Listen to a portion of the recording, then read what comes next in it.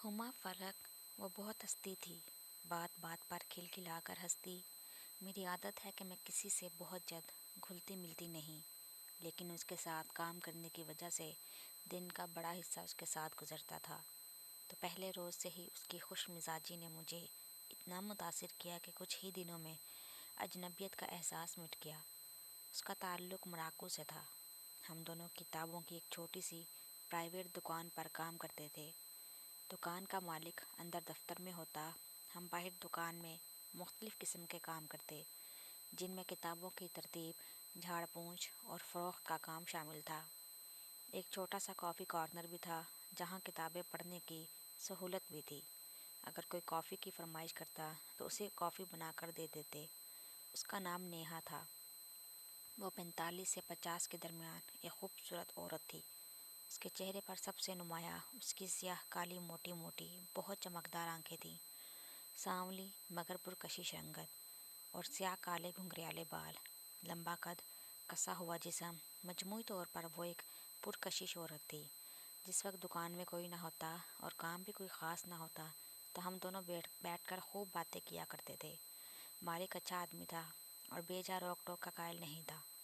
اس دن صبح سے بارش ہو رہی تھی، اکا دکا گاہکی مشکل سے آئے تھے۔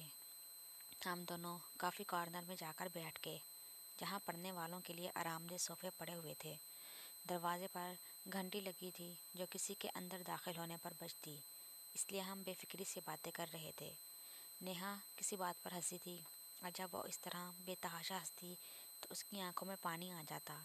اس کی کاجل لگی موٹی موٹی آنکھوں میں گلابی پن سا جھلکنے لگتا۔ میں مبہوت سی ہو کر اس کی آنکھیں ہی دیکھے گئی۔ نیہا، تمہاری آنکھیں اس وقت اتنی خوبصورت لگ رہی ہیں، میرا یہ حال ہے۔ تمہارا شوہر تو تمہیں پاس بٹھا کر صرف تمہاری آنکھیں ہی دیکھتا رہتا ہوگا۔ میں نے بے ساختہ تعریف کی تھی، مگر میری بات پر اس کا رد عمل اتنا غیر متوقع تھا کہ کچھ دیر تو میں حیران ہو گئی۔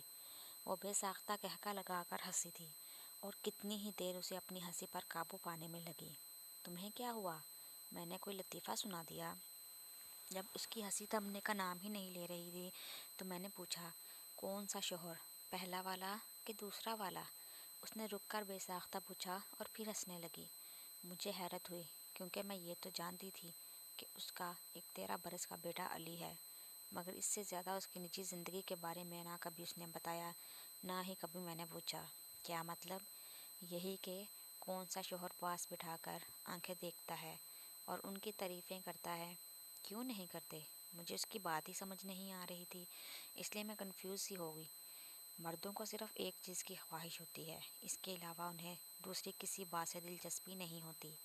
بعض ایسے ہوتے ہیں کہ ان کی ہوس ختم ہی نہیں ہوتی، ان کے لیے اندھیرے میں سب عورتیں ایک جیسی ہوتی ہیں۔ اس نے پہلے تلخ لہجے میں کہا، پھر کھلکھلا کر ہنس دی۔ اس لمحے میں یہ فیصلہ نہ کر پائی کہ اس کے ہنسنے میں اس کا ساتھ دوں یا کچھ کہوں۔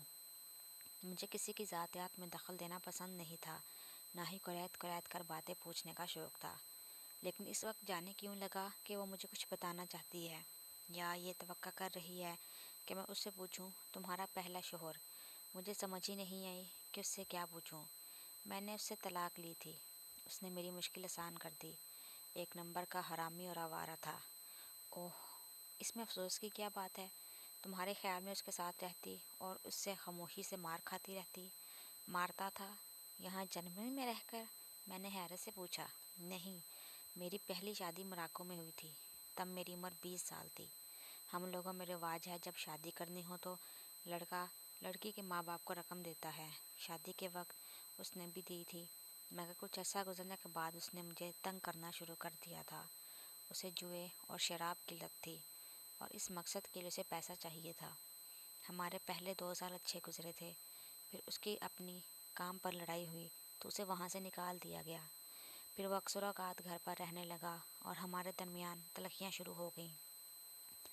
اسے گھر کے آرام کی عادت پڑ گئی تھی۔ اگر میں کچھ کہتی تو پہلے مارتا، پھر غصے میں باہر نکل جاتا۔ وہ چاہتا تھا میں اپنے باپ سے پیسہ مانگوں، لیکن میرے بڑے بھائی کے قطعاً منع کر دیا تھا کیونکہ وہ میرا حصہ شادی پر بطور زیور دے چکے تھے، جو کہ آہستہ آہستہ سب بک گیا۔ میں نے کچھ دن ایسے بھی گزارے کہ گھر میں کچھ کھانے کے لیے بھی نہیں تھا۔ اس دوران وہ بولتے بولتے رک گئی۔ میں بہت غور سے اس کی بات سن رہی تھی۔ اس کے یوں رک جانے پر مجھے لگا شاید وہ نہیں بتانا چاہ رہی، یا شاید دیکھنا چاہ رہی ہے کہ میں اس کی بات توجہ سے سن رہی ہوں یا نہیں۔ اس دوران میں نے سوالیہ انداز میں اس کے الفاظ دہرائے۔ اس دوران میرے اندر ایک اور وجود نے پرورش پانا شروع کر دیا۔ اسے جب پتہ چلا تو بہت چیخا چلایا۔ میں اس سب کے لیے خود بھی ذہنی طور پر تیار نہ تھی، لیکن جب مجھے پتہ چلا تو مجھے لگا کہ اندھیرے میں ایک روشنی کی کرن جگمگائی ہے۔ میں نے اپنے اور اپنے بچے کے لیے کوشش شروع کر دی۔ ایک قریبی بیکری پر مجھے روٹی بیلنے کا کام مل گیا۔ کام سخت تھا لیکن میں اب جینا چاہتی تھی۔ اور پھر ایک دن وہ پھر سے رک گئی، اور وہ ایسے موڑ پر رکتی تھی کہ میں بے ساختہ سوال کرتی تھی۔ مجھے اس دن پہلی تنخواہ ملی تھی۔ اس نے مجھ سے پیسے مانگے، میں نے دینے سے انکار کر دیا۔